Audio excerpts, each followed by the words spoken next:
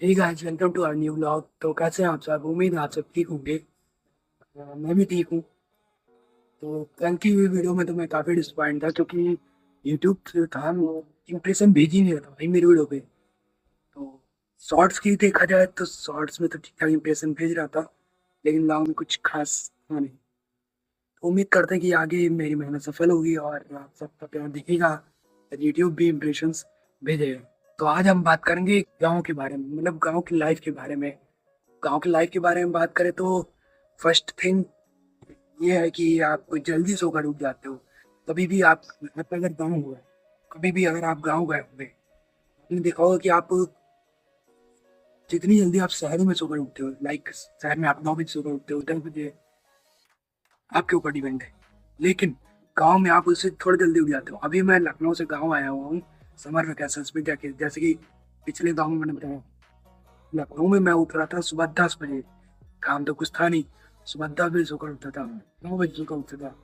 यहाँ पर मैं 5 बजे, 6 बजे, कभी कभी 8 बजे, 8 से ज्यादा कभी नहीं उठा। भाई इतनी जल्दी उठ जाता हूँ।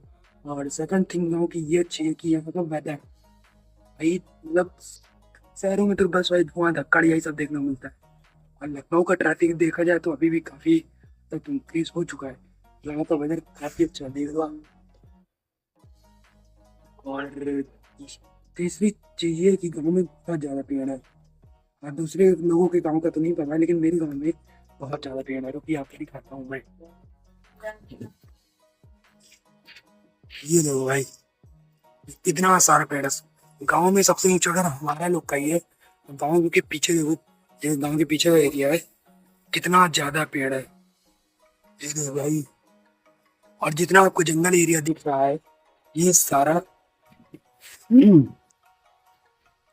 जितना भी आपको जंगल एरिया दिख रहा है, ये पूरा खेत है और खेतों में पेड़ लगे हुए हैं। ऐसा नहीं कि गांव के अंदर पेड़ नहीं लगे, गाँव में हर एक घर के सामने एक नीम का पेड़ जरूर है।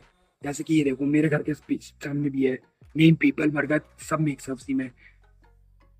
तो गाँव की सेकंड चीज तो ये अच्छी है।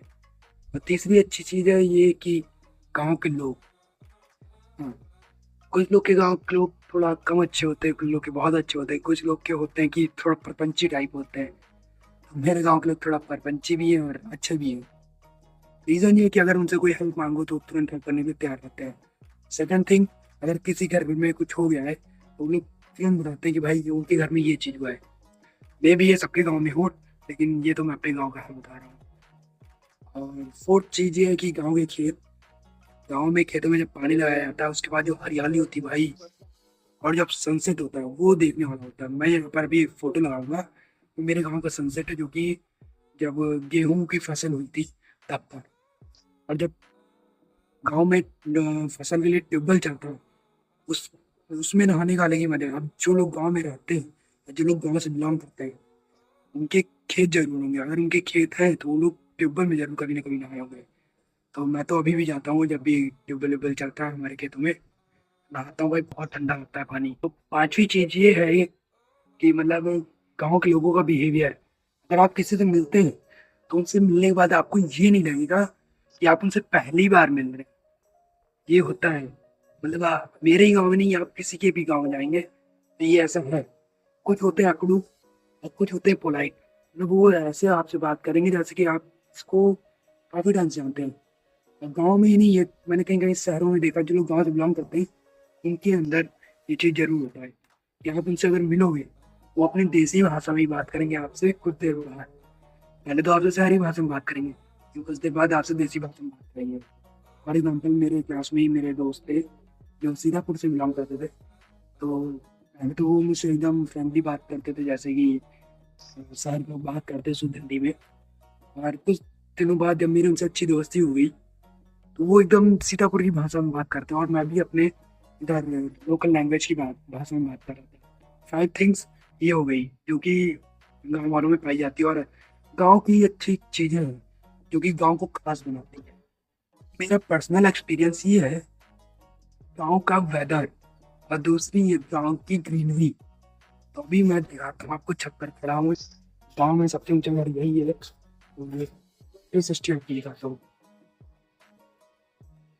कहीं रामायण हो रही है तो आपको बैकग्राउंड में वॉइस भी सुनाई देगी। ये भाई उधर पीछे से सनसेट होता है, पीछे पूरी ग्रीनरी है।